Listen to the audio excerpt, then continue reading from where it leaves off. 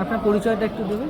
আমার নাম স্বামী সারস্বতানন্দ, ভারত সেবা সংঘের পাবলিকেশন ডিপার্টমেন্টের কর্মী। আচ্ছা, আপনি এখানে কতদিন, মানে এই জগতে কতদিন হলো এসেছেন আর কি? এই পাবলিকেশনেই 75 বছর, মানে 45 বছর হয়ে গেছে। ভারত সেবাশ্রমে কিভাবে যুক্ত হয়েছে সেটা?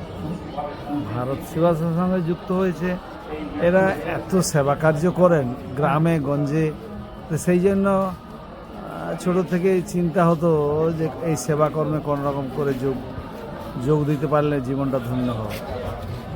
এই জন্য আমি যোগাযোগ করি।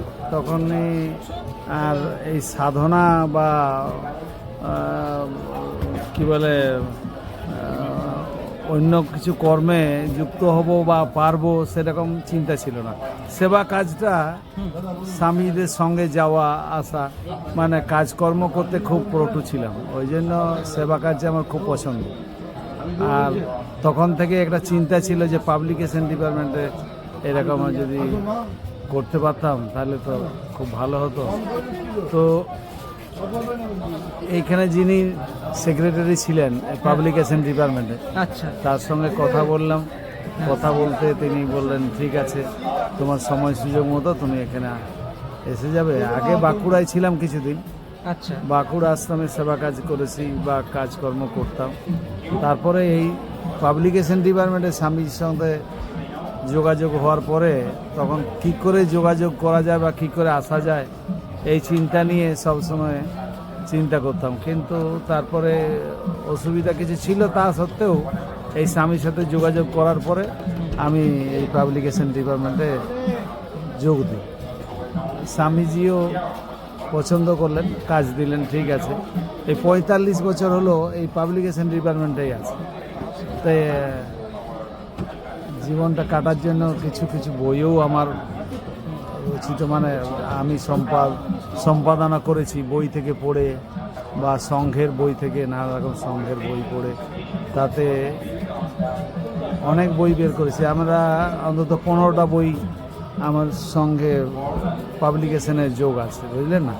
তার মধ্যে এই বছর একটা বই বের করেছি, অলৌকিক লীলা, গুরু মহারাজের অলৌকিক শক্তি। এইখানে সামনাসামনি আছে। তো গত বছর ওটা বেরিয়েছে, এই বছরে শক্তি দিয়ে এত বড় সংঘ তৈরি করেছেন বা এত সন্ন্যাসী তৈরি করেছেন, আপনারা কল্পনাও করতে পারবেন। একটা মানুষের পক্ষে এটা কি অসম্ভব ব্যাপার। আপনি এই বইটা নিয়ে বলছিলেন।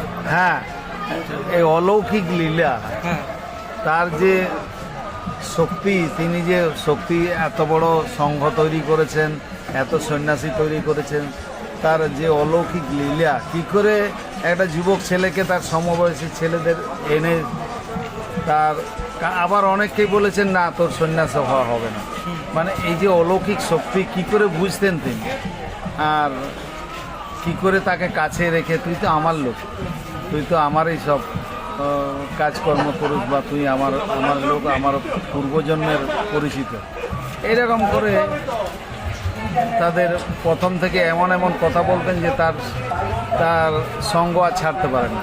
তিনি সন্ন্যাসী হয়েছেন এইরকমভাবে 80 জনকে, যুবক ছেলেকে তিনি সন্ন্যাসী করেছেন।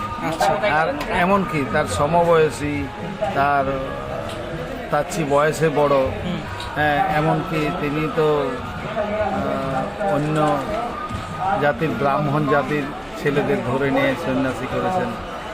তো এই সন্ন্যাসী করে এত বড় সংঘ তৈরি করেছেন, বুঝলেন না। এই সংঘে পরিচালনা করে সংঘকে একটা ব্রাঞ্চ বাড়িয়ে তাদের সেই জায়গায় প্রতিষ্ঠিত করে পরিচালনা করেছিলেন এত বড় সংঘ। তো সেই হিসাবে আমার যে যোগদান, আমার সামান্য একটু যোগদানে আমার খুবই ধন্য, খুবই উপকৃত, জীবনে খুব শান্তি, আনন্দ, তার মধ্যে আর এই সংঘের যেটা পাবলিকেশন ডিপার্টমেন্টে কাজ করে এত শান্তি পেয়েছি, এত আনন্দ পেয়েছি যে আমার সবসময় এই চিন্তাই থাকে, সবসময় অন্য কাজে আমার এখন আর যোগদানের সময় হয় না, মানে পাবলিকেশন নিয়ে। আর বই লিখতে গেলে তো চিন্তা করতে হয়, পড়তে হয়, সময় দিতে হয়, তো সেই জন্য এই চিন্তাই সময়টা চলে যায়। আমাদের মতো সামান্য জিনিস ওই তো ওনার। ঠিক আছে, ধন্যবাদ। ঠিক আছে, ঠিক আছে। আপনার পরিচয়টা দিন। আমার নাম অশোক রায়, আপনি এখানে কত বছর রয়েছেন? 50 বছর। এই ভারত সেবাশ্রমের সাথে? হ্যাঁ, এখানে কি করেন আপনি? আমি আত্মনাথ সেবক একজন, বাদক, খোল বাজাই, ঢাক বাজাই। আচ্ছা আচ্ছা, ও ঠিক আর আছে। বুকস্টলের জন্য এসেছি এখানে, আচ্ছা একটু ডোনেশন পরিচয়গুলো আমরা হ্যাঁ। অল্প দামে বিক্রি করছি। আচ্ছা, ঠিক আছে, ধন্যবাদ।